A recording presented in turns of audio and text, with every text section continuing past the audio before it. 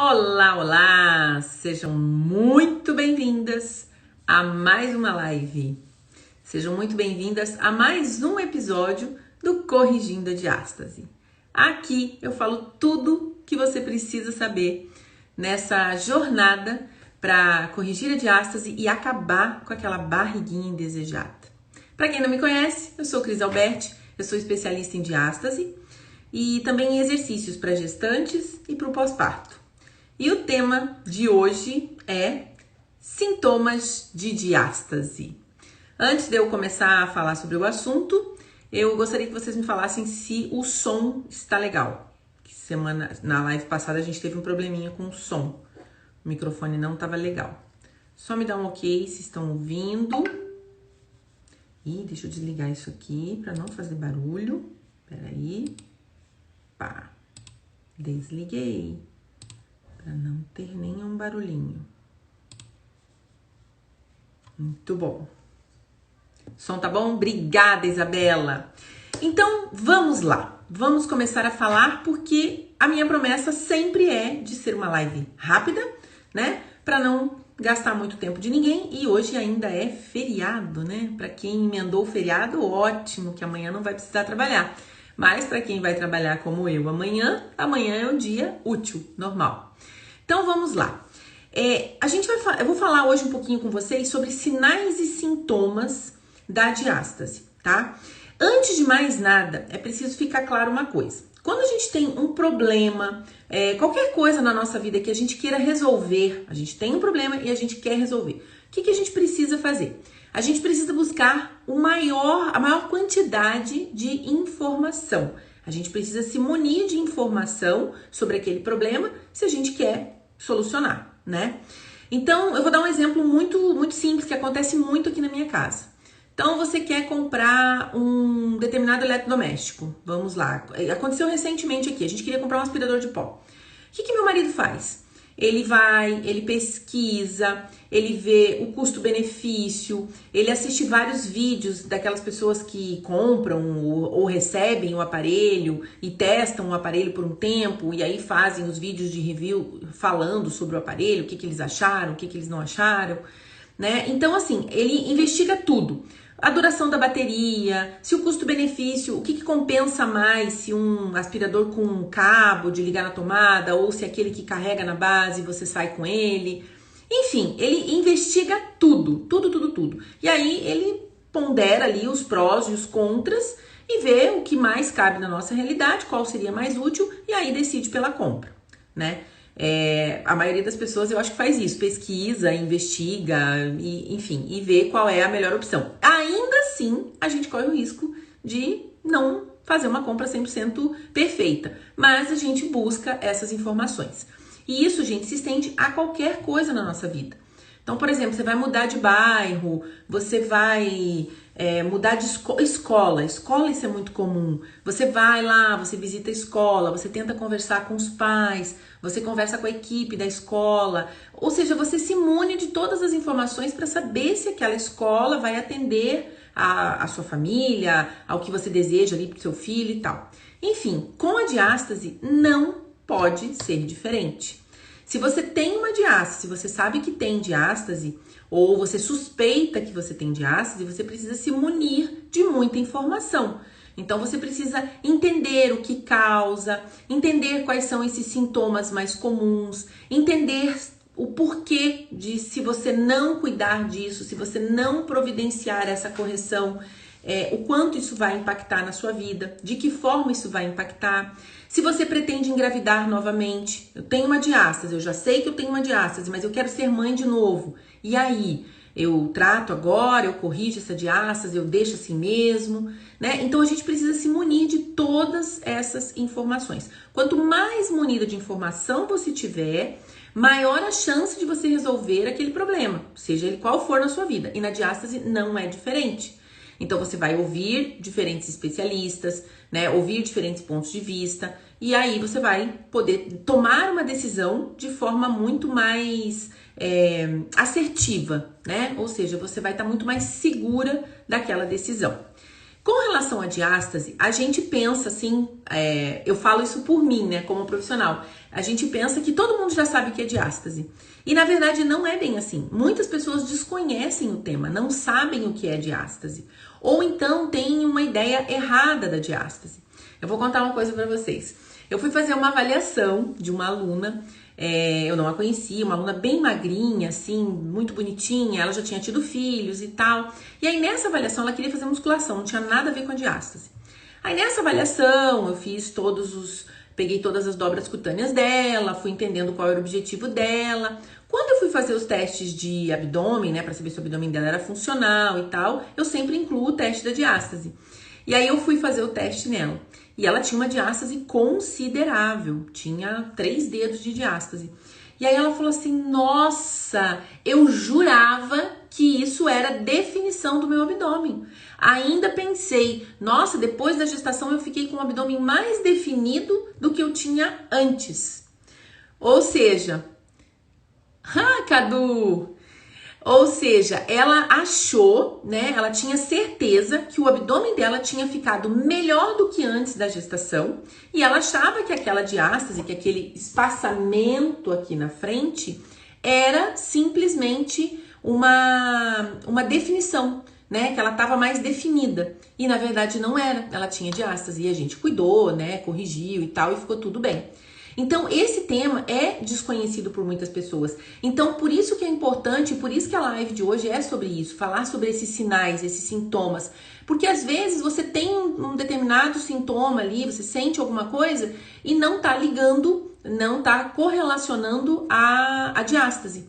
E lembrando, gente, mesmo quem não teve filhos, mesmo mulheres que não tiveram filhos, a diástase pode acontecer nessas mulheres. Eu já atendi alunas, já tive alunas com alunas, ai gente, fugiu a palavra, fisiculturistas que não tinham filhos e que tinham diástase. Então não é uma exclusividade de mães. A gente já falou sobre isso, acho que na segunda live, se eu não me engano, tá? Bom, tudo bem. Então você precisa de informações. Mas onde você vai buscar essas informações? Isso também é muito importante. Semana passada aconteceu isso. Uma seguidora me mandou uma mensagem e falou assim, Cris, a minha barriga não está melhorando. E eu estou... Aí eu já fiquei assim, eu falei, nossa, será que é minha aluna do Diástase Sem Neura, né? Aí eu perguntei, você tá fazendo o programa Diástase Sem Neura? Ela falou, não, eu peguei alguns vídeos na internet. E aí me mandou 3 links. Eu estou fazendo esses. Gente, eu abri só o primeiro, tá? Eu não vou citar nomes, né? Mas eu abri só o primeiro vídeo. Os exercícios eram assim... totalmente contraindicados para quem tem diástase, totalmente. E a pessoa, né, enfim, a autora dos vídeos é uma pessoa bem famosa na internet, que posta muito vídeo de exercício em casa, excelentes por sinal, só que ela não é especialista em diástase.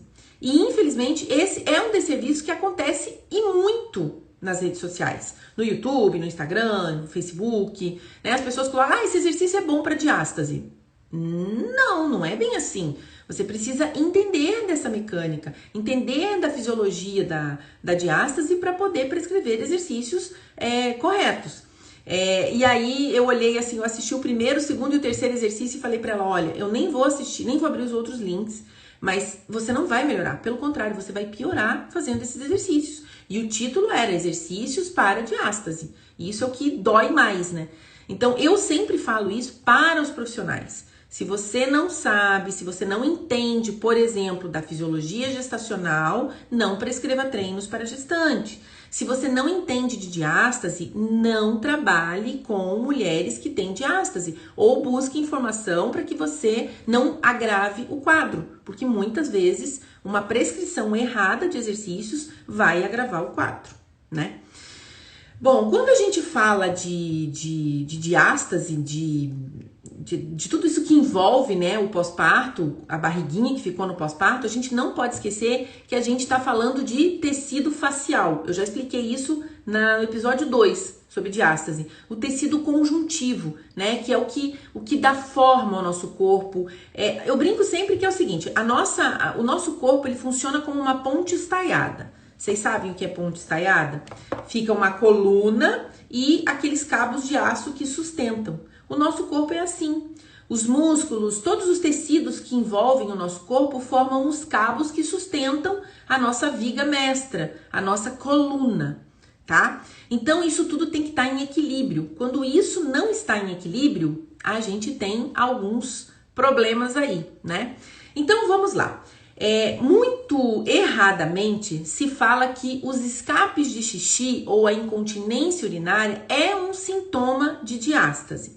Na verdade, não é bem assim, tá? Está relacionado, porque como eu falei, se o nosso corpo é uma ponte estaiada, se a nossa viga mestra, a gente ficar em pé, depende dessa inter-relação toda dos tecidos, depende desse tecido facial, desse tecido conjuntivo estar em equilíbrio, tá? Quando tem uma falha nisso, e lembrem lá do episódio 2 que eu expliquei que a linha alba aqui na frente, ela é tecido conjuntivo, ela é fáscia, né? Se existe uma falha aqui, se existe um desequilíbrio aqui, isso vai afetar outras regiões. Então, muitas mulheres que têm diástase relatam também os escapes de urina, ao espirrar, ao tossir, que quando a gente fala em escapes de urina, em incontinência urinária, não é só uma incontinência urinária mais grave, mais acentuada.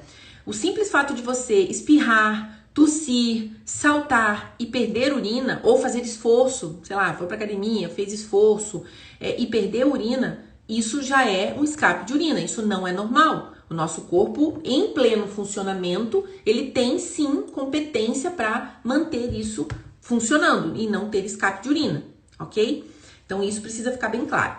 Mas não quer dizer, como pode ser um sinal sim, e algumas mulheres relatam ter ficado com esse escape de urina e elas têm diástase, existe também a possibilidade de não ter a diástase e ter a incontinência urinária. Isso aconteceu comigo. Eu tive incontinência urinária, mas eu não tive diástase. Em ambas as situações, o que aconteceu? Aconteceu um desequilíbrio nesses tecidos. Os tecidos estavam desorganizados.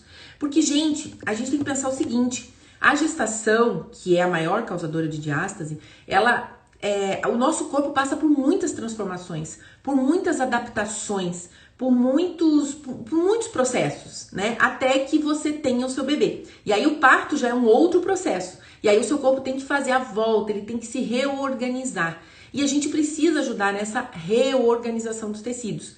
Então, no meu caso, como eu falei, eu não tive a diástase, mas eu tive a incontinência urinária. E qual é o grande problema desse sintoma, desse sinal, né, da diástase? É a questão, por exemplo, a insegurança, né? Se você vai sair, você já quer sair, o banheiro tá perto, eu posso falar isso de carteirinha porque eu passei por isso. Travou aí, gente? Vou repetir. Com relação à incontinência urinária, se você vai sair, se você vai fazer um passeio, você já quer saber se lá tem banheiro. Se você vai fazer compras no shopping não, porque tem banheiro, mas se você vai ao centro da cidade fazer compra, você já evita beber água, porque você sabe que você não vai encontrar um banheiro tão fácil assim, né?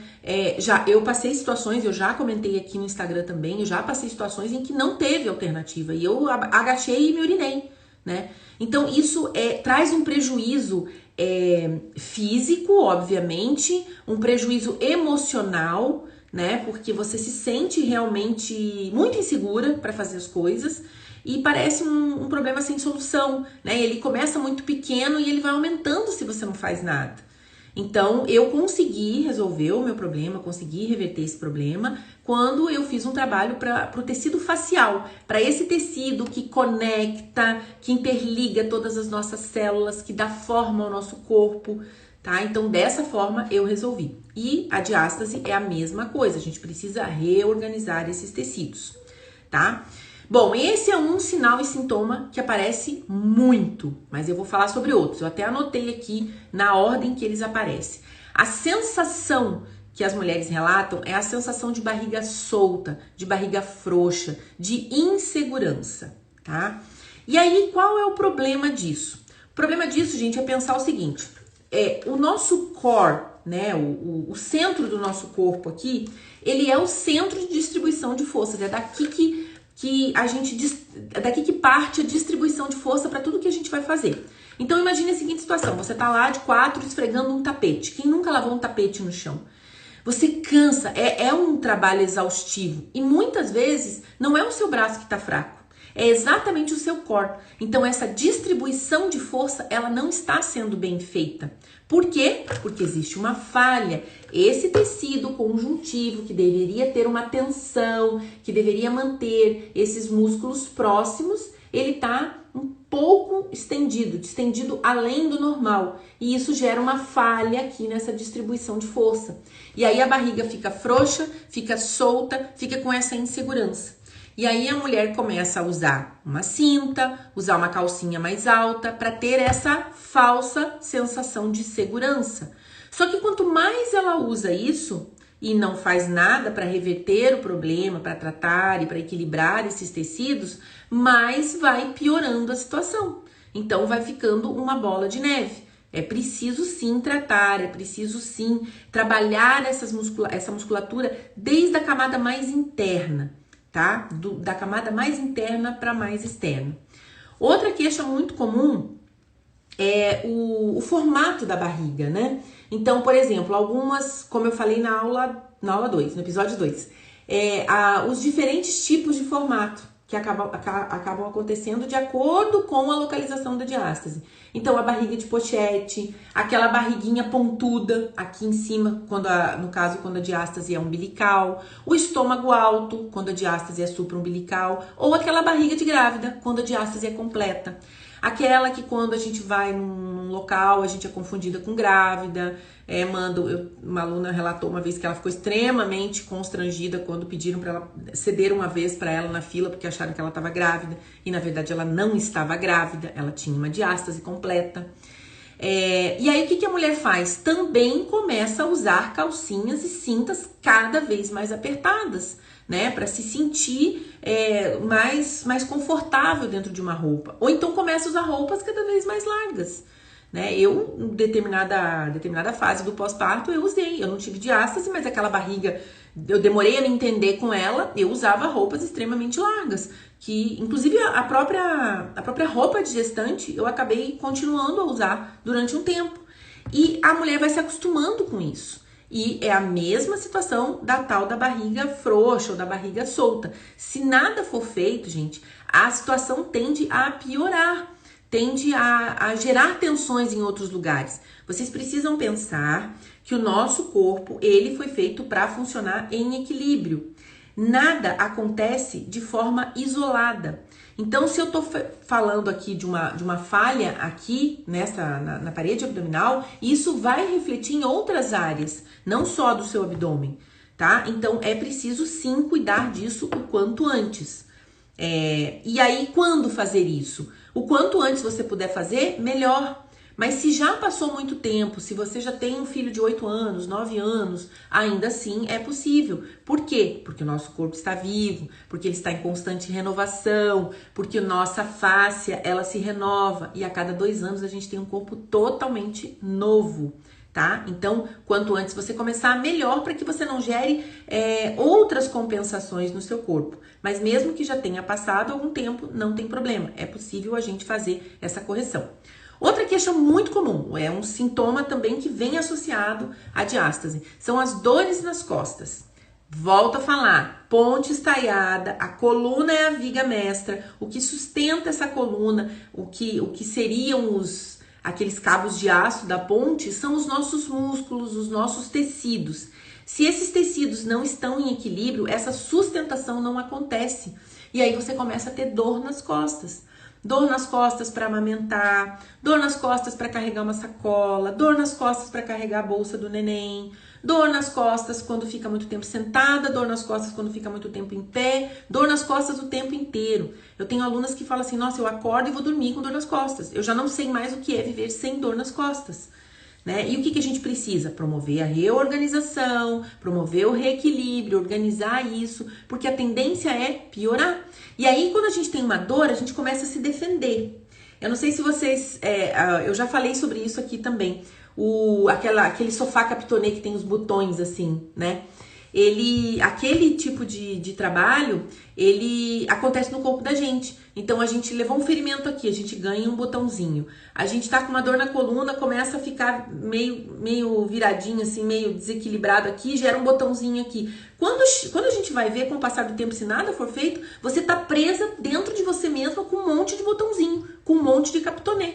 E a gente precisa se livrar disso. O nosso corpo tem que se mover em todos os eixos, de forma plena, sem dor, sem amarras, tá? Então, essa dor na coluna é muito comum. Mulheres que vão varrer uma casa ali e que quase morrem de dor nas costas. Então, a gente precisa promover esse reequilíbrio, fortalecer os tecidos que precisam ser fortalecidos, alongar os que precisam ser alongados, para que ela tenha alívio de dor. Dor, gente, não é qualidade de vida. Dor, nenhuma pessoa com dor, ela é bem-humorada, ela vai estar de bem com a vida, ela já vai acordar mal-humorada, né? Porque imagina acordar com dor. A outra coisa que também está associada é a não conseguir manter a postura alinhada. Então, isso tudo que eu tô falando para vocês são relatos de alunas, coisas que a gente já ouviu, tanto eu quanto a Maria. Então, por exemplo, a mulher até se arruma, né? Ela coloca um vestido, ela se arruma aqui bem bonita e fica assim. Só que ela não consegue manter essa postura durante muito tempo e ela desaba. Por quê? Porque o tecido que deveria sustentar essa postura, eu falo tecido, gente, porque eu tô falando de tudo, de músculo, de fáscia. A gente não pode esquecer a fáscia. A fáscia é importantíssima. Para vocês terem uma ideia, vamos falar aí de assoalho pélvico, tá? A fáscia relacionada ao assoalho pélvico, ela nasce lá na ponta do nosso pé e termina aqui na boca. Então, nada no nosso corpo é isolado, nada. Não tem como falar em diástase focando apenas em linha alba, ok? A gente é uma unidade, uma grande unidade. Então, voltando a falar da postura, você se alinha, mas você não consegue manter isso por muito tempo. E você acaba arriando, né? Acaba desabando. Ou então você tá segurando o bebê, você até começa bonitinho segurando o bebê, daqui a pouco quando você vê... Quando a gente nota, a mulher já tá com o bebê apoiado em cima da barriga, causando mais sobrecarga e tensionando mais ainda essa região que já está sob tensão. Então, isso também é um relato muito comum, é um sinal e sintoma que está bastante relacionado à diástase.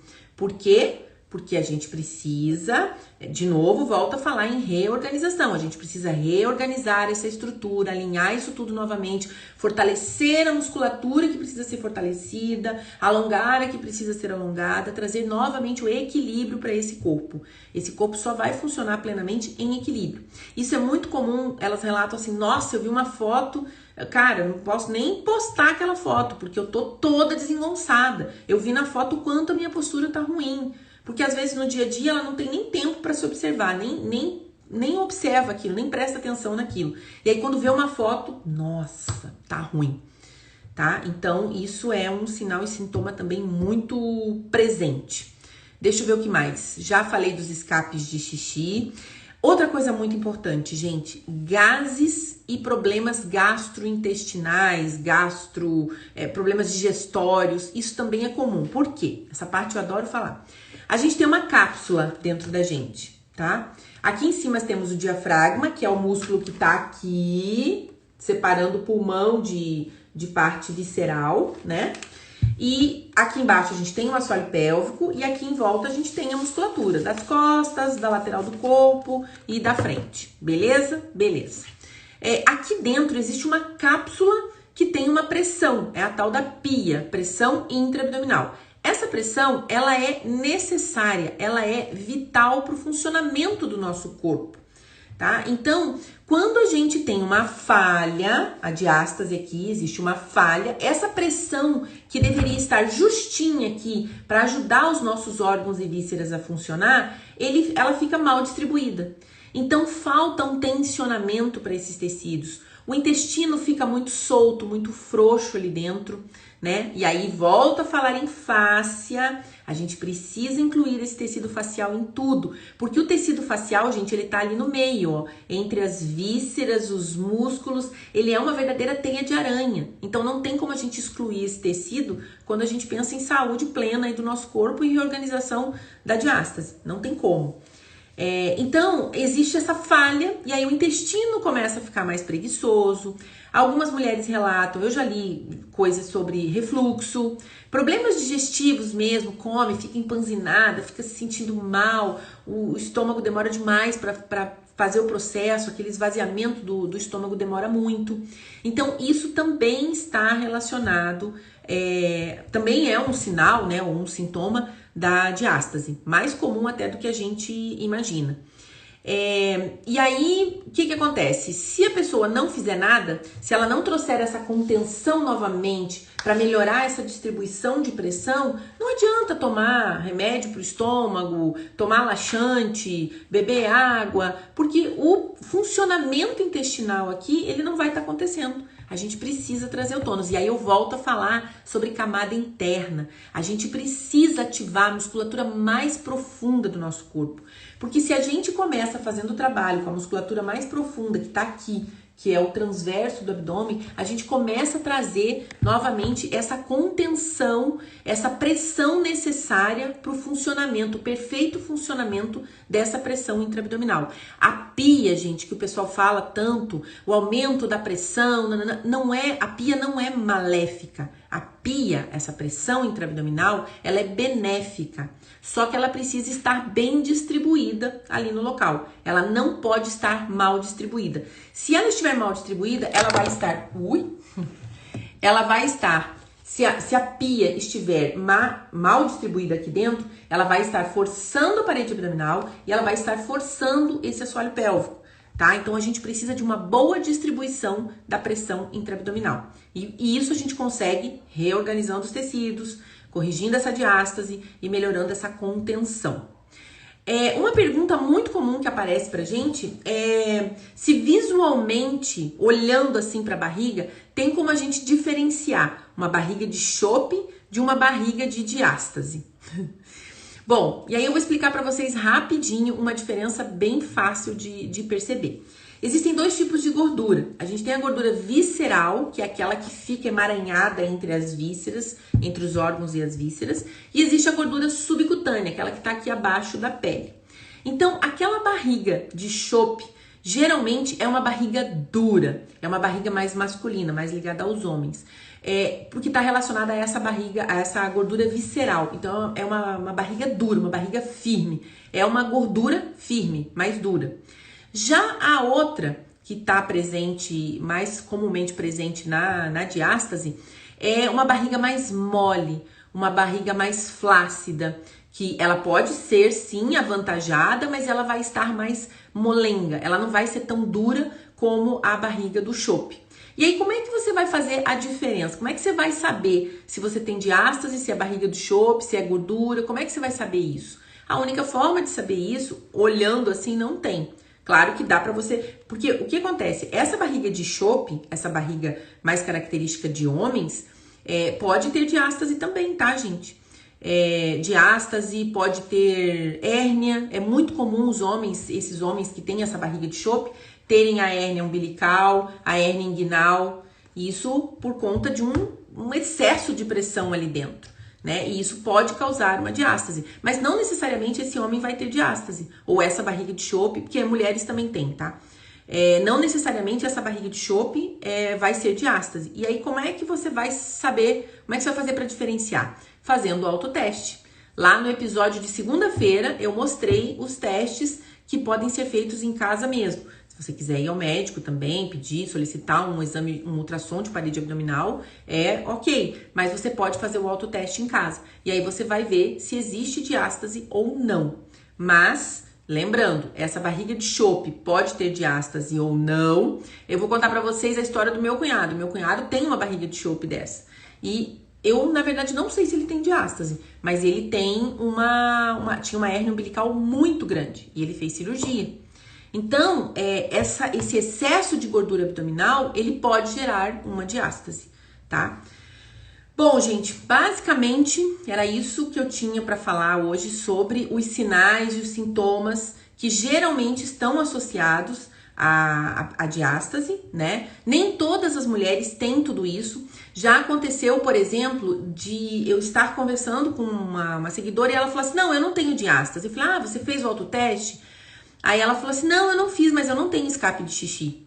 Então eu achei muito importante pontuar isso, que uma coisa não é sinônimo, uma coisa não é sintoma da outra, tá? O escape de xixi pode estar, sim, presente em mulheres que têm diástase. Mulheres que têm diástase relatam, sim, escapes de urina, mas não necessariamente vai acontecer. Como eu falei e repito, no meu caso, eu tive incontinência urinária, porém não tive diástase. Então, é importante que vocês fiquem ligadas em todos os sinais mais comuns, para que vocês entendam esse processo e saibam como buscar a correção. E volto a frisar, cuide onde vocês buscam informação, cuidado com esse monte de vídeo na internet. O caso dessa minha seguidora foi, assim, preocupante, porque ela já vinha fazendo há 2 meses esses exercícios de forma errada, né? E isso vai sobrecarregando cada vez mais os tecidos. Então, nosso papo de hoje foi sobre isso, sobre esses sinais e sintomas mais comumente relatados por mulheres que têm diástase e por homens também. E eu peço para vocês, se vocês gostaram do conteúdo, compartilhe com alguém que vocês conheçam, que esteja grávida ou que vocês acham que tem diástase.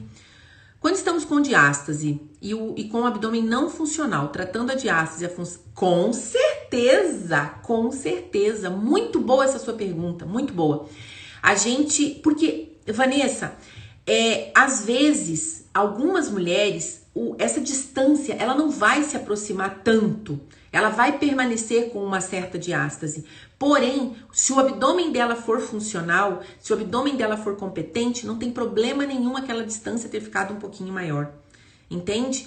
Então, mais do que corrigir a diástase, inicialmente a gente busca recuperar essa competência abdominal. Recuperando essa competência abdominal, essa aproximação é detalhe, tá? Então, muito boa a sua pergunta, gostei. Muito obrigada. Se vocês tiverem mais dúvidas ou quem for assistir essa live depois, gravada, deixem suas dúvidas lá, deixem seus comentários que eu respondo. Se quiser me chamar também no privado, pode chamar que eu respondo. E nada, Vanessa. O rosto tá voltando, ainda tá um pouco inchado. Gente, no Projeto Frutos, eu vou estar no Projeto Frutos sábado. Amanhã eu vou fazer um story para explicar direitinho, mas ainda tá um pouco inchado.